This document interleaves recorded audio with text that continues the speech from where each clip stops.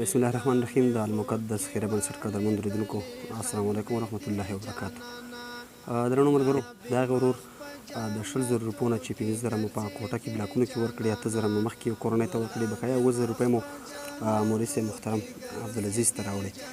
مولوي صاحب تقریبا 3 کاله مخکې په هغه ځانمرګي برید کې په بدن یوه چاړه خوړلې وه چې د هغې سره یې دواړه پښې هم فلج شوې او دغه یو لاس یې هم فلج دی. تقریبا 3 کاله دی په کور پروت دی.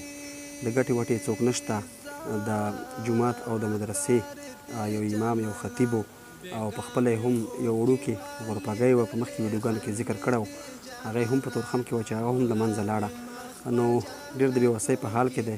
9,000 روپۍ هیڅ نه دي، ځکه د اختر شپې ورځې دي، فقط 2-3 شپې پاتې دي. باید ډېره مرسته وای، خو بدبختانه چې موږ سره هم څه نه وو. دغه چې وو دا مو ورته راوړل، د هغه ورور مرسته مولوي صاحب محترم ته سپارم.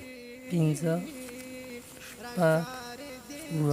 9,000 روپۍ د مولوي صاحب یو ځوان و، هغه راته 20,000 روپۍ راکړې وې، خو بدبختانه چې حالات دغسې دي، تاسو ته خپله پته ده. دغه 9,000 روپۍ مو تاسو ته راوړي، هغه یو بچی دی، هغه بیمار دی او د هغې په اړه وایي چې دا کورنۍ ته ورکړه او زما د ماشوم دپاره ډېرې ډېرې دعاګانې وکړي چې دغه مریض الله پاک جوړ کړي. جزاکم الله رب العزت ته څرنګه رسول الله صلی الله علیه وسلم فرمیلی دي، د حدیث مبارک مفهوم داسې دی، لنډ خبره کړم چې تاسو د خپلو مصیبتونو او د بیمارو علاج وکړئ په صدقو سره.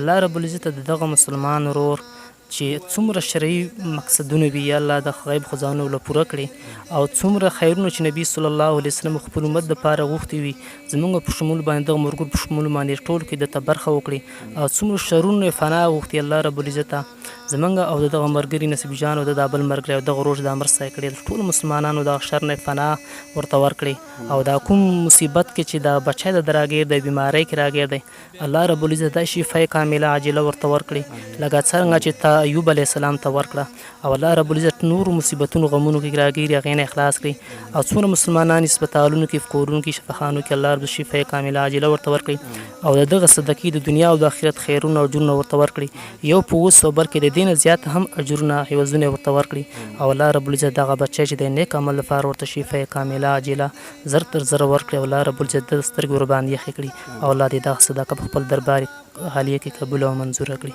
او الله د تاسو هم خیر درکړه چې دغه د خیر کار هم شروع کړی دی. جزاکم الله خیر.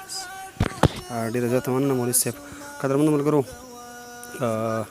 مولوي صاحب او د دې په څېر نورې کورنۍ دي چې ډېر د بېوسۍ په حال کې دي. تاسې خپلې مرستې موږ سره همدغسې دوامدارې وساتئ، موږ به ستاسې مرستې لاس په لاس دغسې کورنیو ته ورکوو. ډېره زیاته مننه. د مخ شغلې دی یو په بل را بدلې دی جانانا، د مخ شغلې دی یو په